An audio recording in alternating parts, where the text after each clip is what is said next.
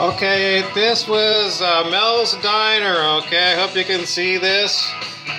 This is Mel's Diner. That's Vic Tabak and Beth Howland and Linda Lavin. And there's Flo. Okay. Philip McKeon. This is an old TV show. I hope you can see it because I'm just aiming my phone at it. Okay, so basically what I wanted to talk to you about is my t-shirt. This is Mel's Diner, okay? And this one is actually from Naples, Florida.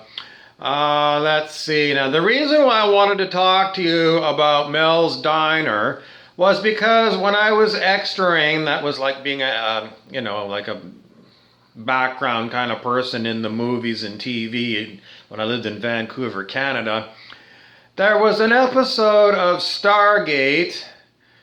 I can't remember if it was Atlantis or Stargate, whatever. There had so many iterations. But it was Stargate, and there was an episode in that Stargate where they made a replica of Mel's Diner.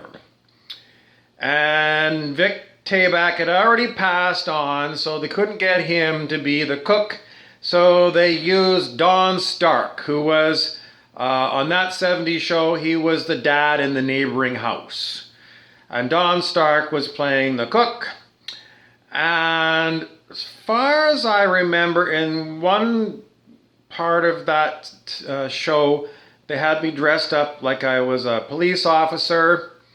And then another shot of the show, I was inside the diner while the main actors were talking, and I can't remember. I think I might not have been in cop uniform. I might have been in civilian clothes. And I have found that episode, little clips here and there, and I have not seen myself in there. So maybe it was the cutting room floor, or I don't know. But anyway, I do remember it. And in Stargate, this is called like an Astral Cafe. So an Astral Cafe is not on physical planet Earth.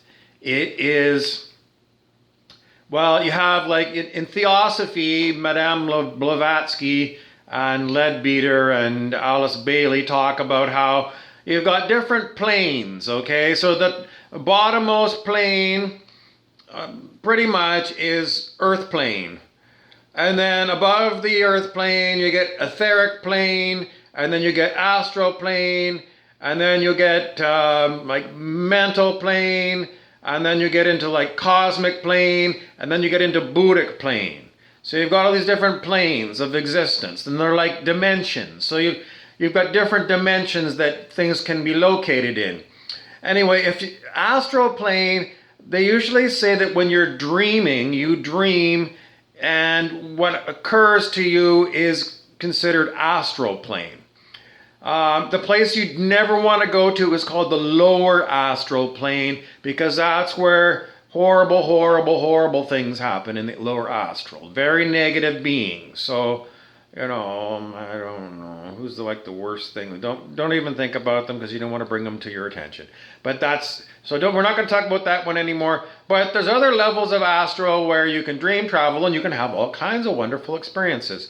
And if you figured it out, in Stargate, they wanted to go and have a cafe where you could go and interact and have astral coffee, etc., etc. Anyway, so that's what my t-shirt is about. It's to teach you about other dimensions and what their names are and, how you access them. These other higher planes, like let's say like the top one, like the Buddhic plane. So maybe somebody might say there's like the Christic plane, where a Christ plane. But these very high planes, you have to meditate to get there.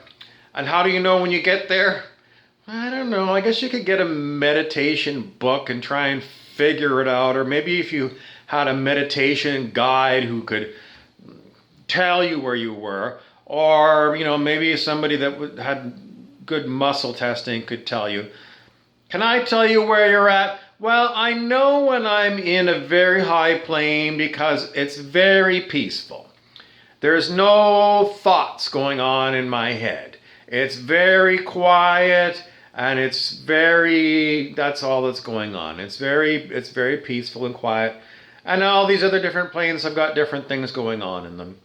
So that's your introduction to it. If you want to read Madame Blavatsky, Isis Unveiled, for example, she is so difficult to understand. The woman wrote a book that's like 3 bricks thick.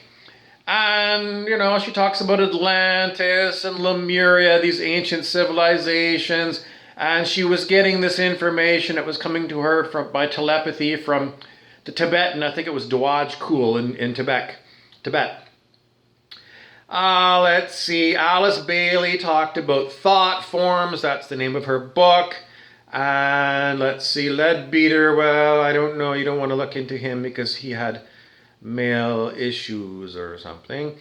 Let's see. Oh, yeah, they found the world teacher. It was a boy they found on the beach in India. And his name was Krishnamurti. And Krishnamurti, they made him out like he was going to be the next savior of the world and whatever.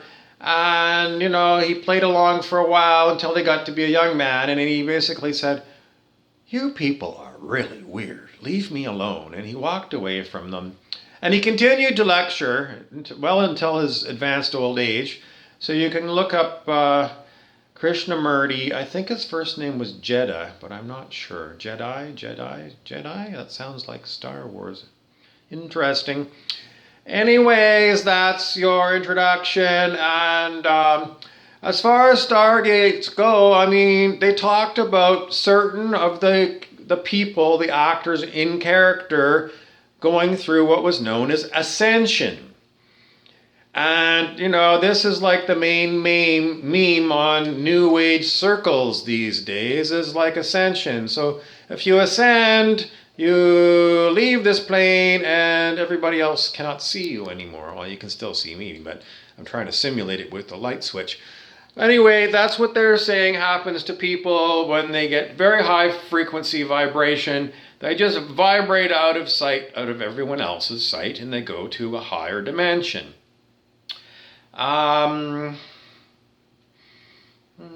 What else do they do? Well, they use stargates to go and travel from star system to star system. I don't know, lots of different ideas from science fiction. But, eventually you got to figure that, if it's science fiction, sooner or later real science is going to catch up to the science fiction. And so I give you, go research a guy named Hal Puthoff, Puthoff. He's in his 80s, but he's been doing all kinds of amazing research. He used to work with the noted psychic Ingo Swann. And on my Instagram, which is Burroughs Bobby, BURROWSBOBBY, I just put up a bunch of slides about some of the stuff Dr. Puthoff has put out about warp travel and wormholes and things like this. So you can go and look at some of his lectures on, I don't know if they're on YouTube or his websites. I don't know what you're going to find, but that's somebody you can look up. Look up Ingo Swann. He's got some books that are on, I hate to say the name of it, but you can go look there.